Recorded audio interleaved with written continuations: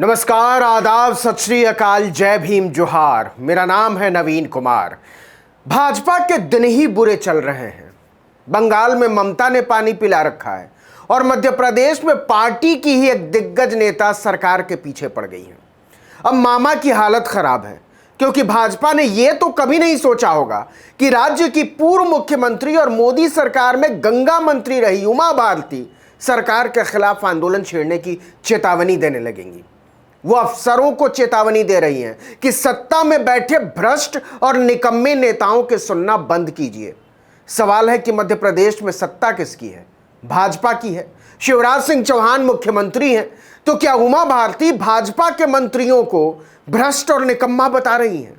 19 सितंबर से लेकर 22 सितंबर तक उमा भारती ने 2 दर्जन से ज्यादा ट्वीट करके भाजपा की नीयत, नीतियों और नियंताओं को कटघरे में खड़ा कर दिया है और चेतावनी दी है कि वो किसी की कृपा से यहां तक नहीं पहुंची हैं।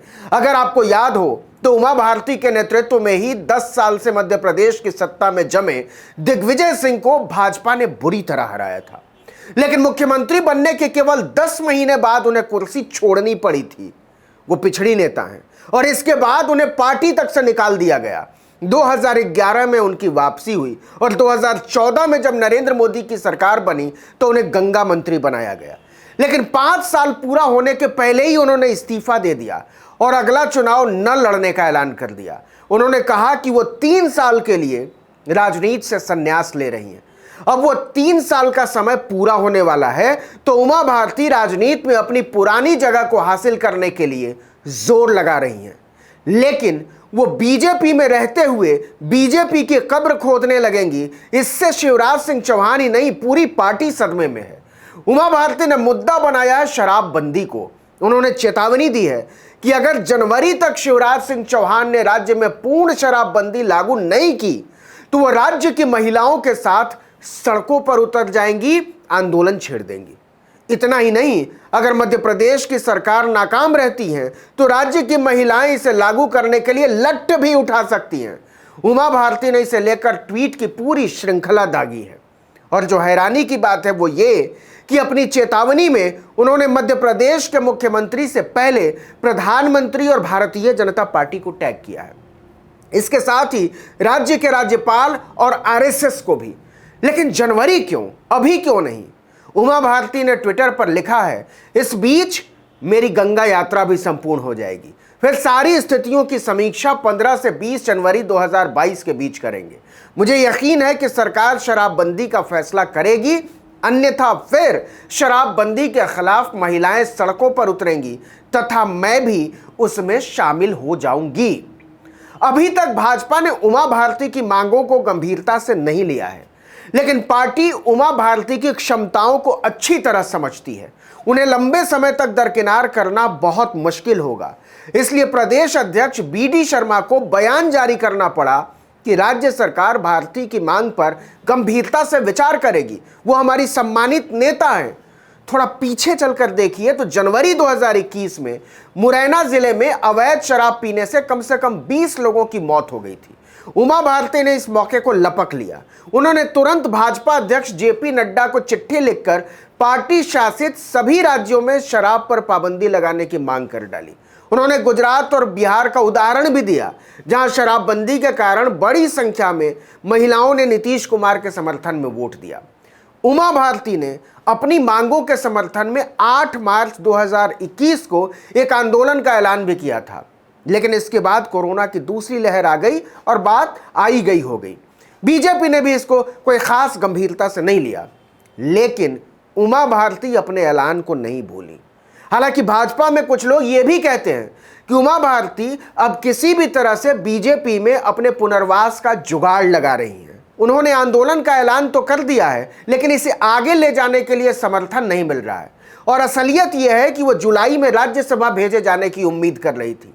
थावरचंद गहलोत के इस्तीफे से यह गुंजाइश बनी भी थी, लेकिन नड्डा शाह ने वो सीट एल मुरुगन को दे दी। मोदी ने उन्हें 2 महीने बाद ही मंत्री भी बना दिया। बताते हैं कि इससे उमा भारती बहुत खफा हुई थी।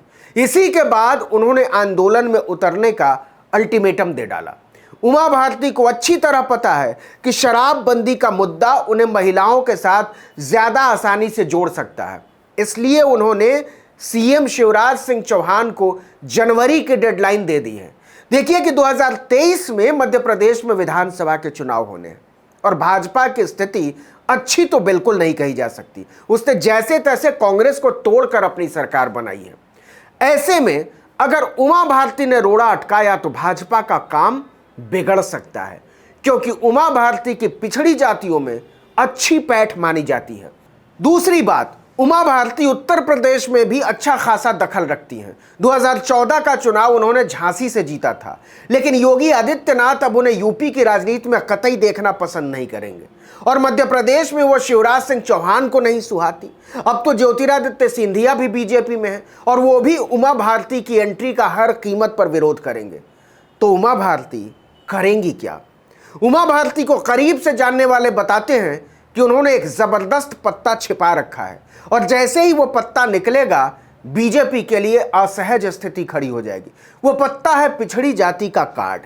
उमा भारती से फेंकते हुए राज्य में जाति आधारित जनगणना की मांग कर सकती हैं। इसका असर मध्य प्रदेश में तो जब होगा तब होगा, उत्तर प्रदेश में तो अभी के अभी बवाल हो जाएगा और भाजपा इसको समझती है। सितंबर के दूसरे हफ्ते में ही उमा भारती एक ओबीसी प्रतिनिधि मंडल से मिली भी थी। उस प्रतिनिधि मंडल ने जाति आधारित जनगणना और निजी क्षेत्र में नौकरियों में आरक्षण की मांग की है। अगर इस मामले ने तूल पकड़ा तो उमा भारती पिछड़ों का एक खेमा तो खड़ा कर ही सकती हैं। बीजेपी के लिए मुश्किल यह है कि अगर वो उमा भारती की मांग पर आगे बढ़ती है तो ब्राह्मण, बनिया और क्षत्रिय वोट उससे छिटक सकता है और इसे नकारती है तो पिछड़े नाराज हो जाएंगे। ऐसे में बीजेपी के पास इसके अलावा कोई रास्ता नहीं है कि वो उमा भारती को एक सम्मानजनक ओहदे पर पार्टी में शामिल करे। लेकिन यह सवाल है कि क्या बीजेपी एक उमा भारती के लिए योगी आदित्यनाथ, शिवराज सिंह चौहान और ज्योतिरादित्य सिंधिया, तीन लोगों को नाराज करना चाहेगी?